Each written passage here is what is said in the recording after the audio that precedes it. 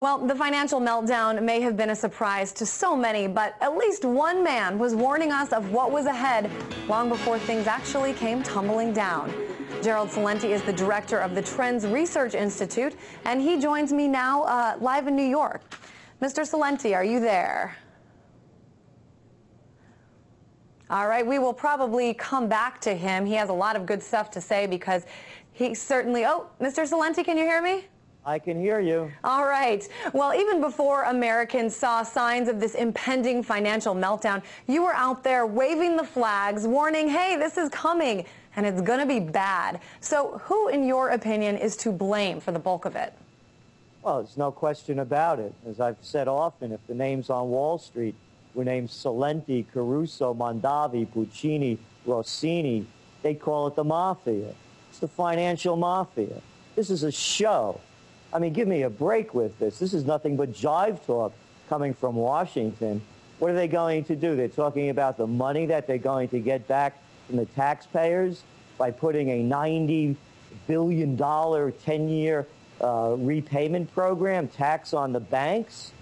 Now, that's 10 of the top banks and financial groups this year are going to divvy up about what they're going to be paying back over 10 years, just in 1 year. This is chump change. You know, they just passed a bill, H.R. 4173. They're guaranteeing these banks this year in 2010, $4 trillion.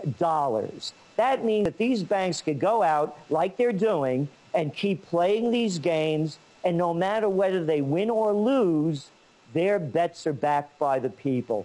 Washington is Wall Street, and Wall Street is Washington. Who's the Treasury head? Timothy Geithner. Where is he from? The New York Federal Reserve Bank. Who was the Treasury Secretary before him? Henry Paulson under Bush. Where was he from? Goldman Sachs. Only a child wouldn't see what's going on here. So you're saying that this is just a front, that this so-called bank tax is just a way for President Obama to look good among the American people who have been so angry about this? He's going to say one thing in front of our faces, and you think that he's going to do another behind closed doors? Well, they're doing it. They're not doing it behind closed doors. They're doing it right in front of the public, and they're not reporting the numbers. Look, they just bailed out Fannie Mae and Freddie Mac. It's now the number is $400 billion. On Christmas Eve, they just passed legislation. They're going to give them unlimited money for the next 3 years. You go down the list, it's like this. They just gave GMAC another, what, $4 billion? No, this is just to quiet the people up, to pretend that they're doing something. You call this a hearing? If anybody calls this a hearing, they're deaf. Well, Mr. Celente, you were calling this sort of before a lot of people saw it. Do you think there's any way that the extent that this happened could have been, prevented, or even that blow could have been softened a bit? Yes, they could have let him fail. They just made this whole thing up about too big to fail. We just heard Lloyd Blankfein from Goldman Sachs at the hearings babbling away about, oh, they made mistakes and they wish they hadn't. Goldman Sachs is nothing more than a big hedge fund, period, paragraph. If they went under, people don't go to the ATM machine to get their money out of the Goldman Sachs bank. They don't have Goldman Sachs checks. We're just fronting for Wall Street, and all Wall Street is doing is gambling, and their risks are covered by the American taxpayer.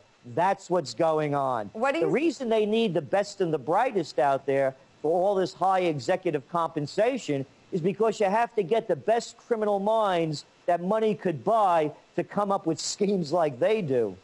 Real quick, Mr. Celente, what do you think about this? I've been seeing on the internet there's sort of a campaign to get people to take their money out of the big banks, invest in the small banks. Is this going to be the answer that we need? Yes, because that's when America was at its greatest. When it wasn't about Wall Street, it was about Main Street. It wasn't about Walmarts. It was about the mom and pops in the community. It wasn't about factory farms. It was about the family farms. Everything in America has gone corporate.